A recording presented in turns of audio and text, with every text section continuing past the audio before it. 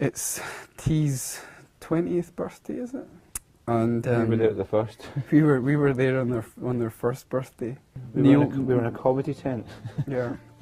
Neil broke his leg the week before because the World Cup was on at that time as well. And We were playing football. Dougie and Johnny broke Neil's leg with a scissors tackle on the World Cup final day, and he missed the World Cup final. We drew straws to see who would stay with Neil in the A&E. The next week is the gig, and we're like, oh man. Neil's like, I'm doing it. So he's like in the gig with this huge stookie in his leg, big giant plaster sticking out. And also I remember seeing Grantley Buffalo, that I was a big fan of.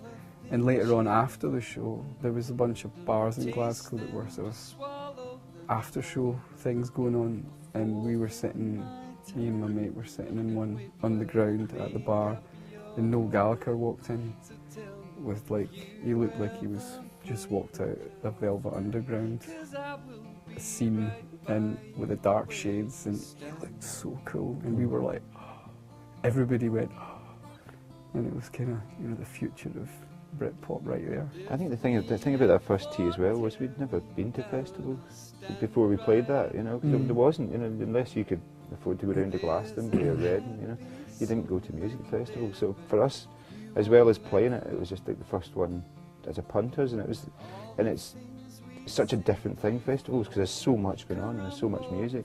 Because we didn't grow up with that, it's like the first experience was when we were a bit older. It was just magic, But it was brilliant. It was just a great day, So Rage Against the Machine, Primal Scream. Did they play that day, Rage? Yeah, Rage were on.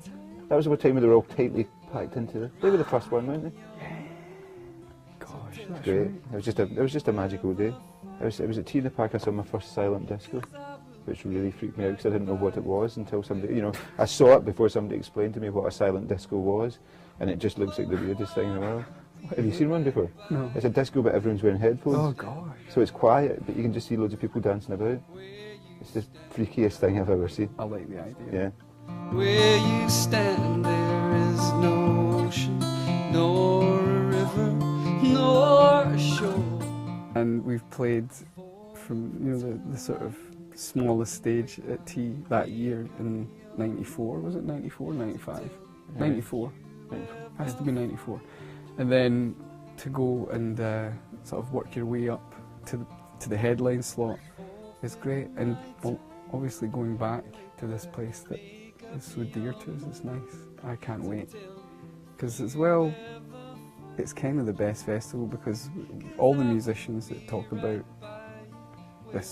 our country, they talk about two things, the Barrowlands and Tea in the Park.